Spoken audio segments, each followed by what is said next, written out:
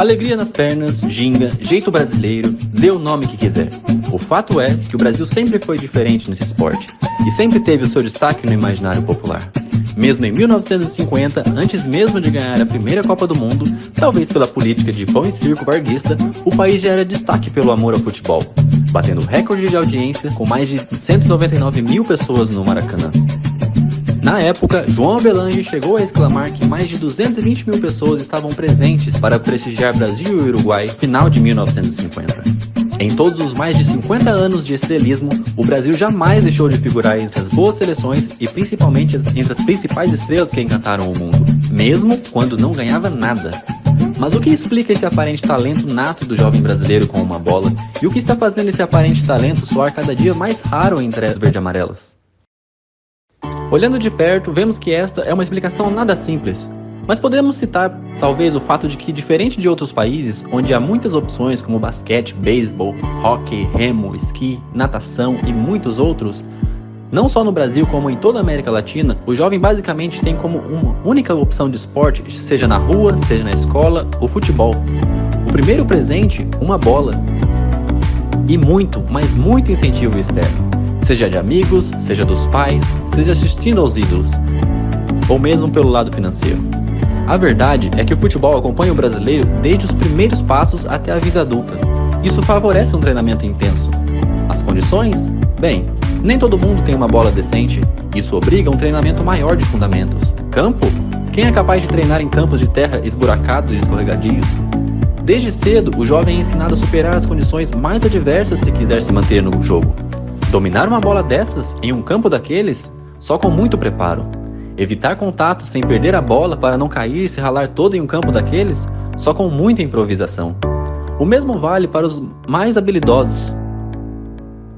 Jovens que vieram antes do futsal, aprendendo fundamento, raciocínio rápido e controle de bola. Todas essas situações difíceis automaticamente preparam o atleta para um consequente destaque sobre outros em situações menos desafiadoras, contra adversários que foram menos exigidos durante toda a vida. É fato então dizer que talento não é nada sem treinamento intenso de todas as suas capacidades. Com 220 milhões de habitantes então, as chances de boas colheitas são ainda maiores. Não à toa, você sempre conheceu o futebol brasileiro por meninos franzinos, rápidos e dribladores, com técnica incomparável ou pelo menos uma área de destaque. Chegamos então em uma era onde a criança é criada e protegida para ser uma estrela. Campo society, pois é confortável ao invés do futsal pequeno e exigente. Campo de terra? Nem pensar, pode machucar a jovem estrela. Bola? Só se for oficial. Empresários? Esses vão buscar desde pequenos os jovens para tentar vendê-los o mais rápido possível, de forma a proteger o pequeno investimento e gerar lucro rápido para todas as partes envolvidas. Hoje em dia, o empresário sabe que o garoto franzino e bom de bola demora a amadurecer.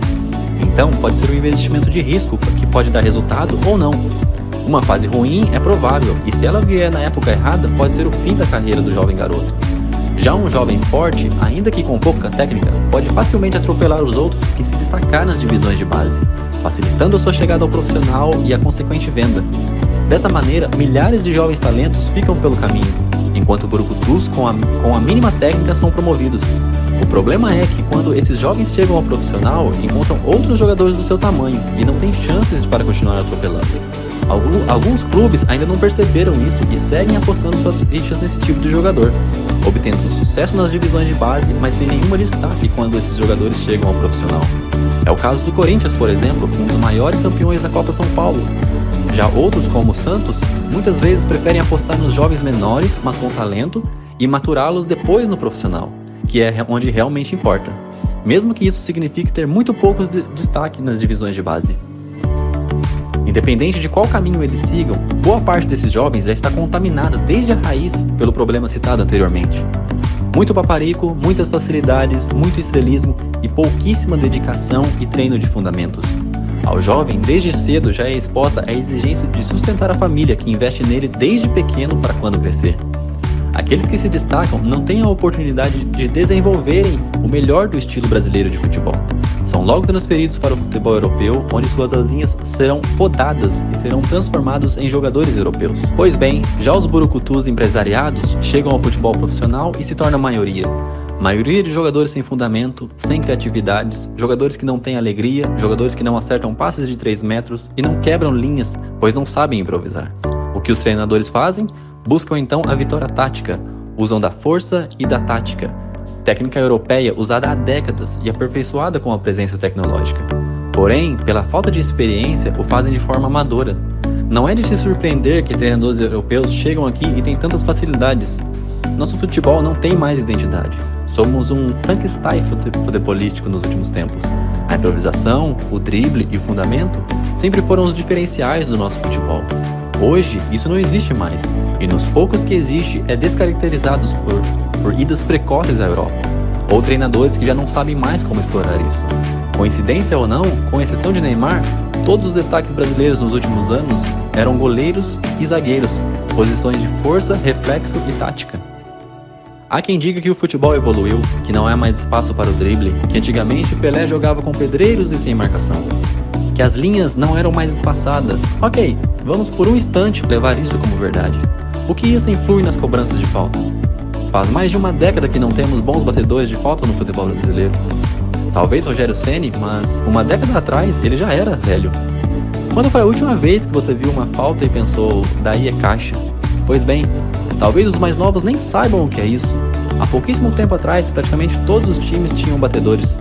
Alguns clubes tinham até 3 batedores oficiais, um destro, um canhoto e um que batia forte de longa distância. Além, é claro, das jogadas ensaiadas. Rogério Ceni, Marcelinho Carioca, Ricardinho, Marcos Assunção, Pedrinho, Neto, Zico, Juninho Pernambucano, Alex, Ronaldinho, o Rei Pelé, só para citar alguns. Há muitos outros tão bons ou nem tanto, mas que já assustavam em suas épocas. Hoje, isso já não existe mais. Qual seria a desculpa? É tanta falta de espaço tático que talvez tenha aumentado a barreira, diminuído o tamanho do gol, diminuído o espaço de 9 metros? Eu não sei. A verdade é que nada disso justifica. A explicação está em falta de treinamentos. Não se aprende o que não se treina, e uma das razões é que o dito futebol moderno e seus departamentos fisiológicos também não permitem que o jogador treine além do necessário. E isso inclui o número de explosões musculares para realizar chutes de falta nos treinamentos. Será que um gol de falta é menos importante do que o cara aguentar ficar 90 minutos em campo? Ou aguentar todos os jogos sem lesão? O que vale mais, o cara jogar o jogo todo e não fazer nada, ou entrar, marcar um gol e sair? Bom, o objetivo do futebol é permanecer em campo o máximo de tempo possível ou marcar gols? Isso também leva a outro problema da geração escanteio curto e lateral longo, as finalizações. Jogadores com a camisa 9 que não sabem finalizar, saem de cara pro gol e chutam no goleiro, chutam de longe e não machucam. Ou chutam para fora e a bola sai do estádio, ou nem sai do chão, ninguém sabe finalizar. Não existem mais gols de fora da área como arma secreta.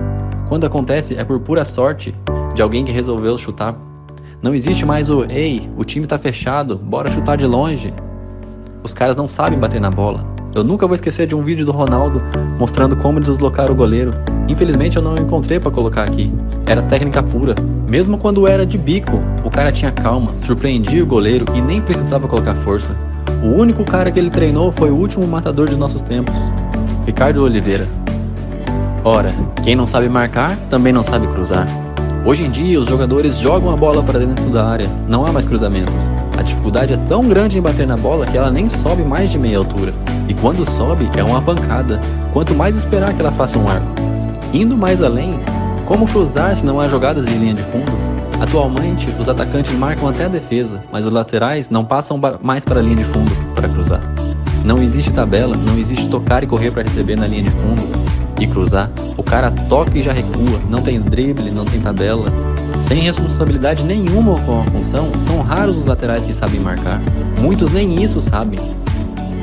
Ou seja, não marcam, não cruzam, não correm, são zagueiros de luxo.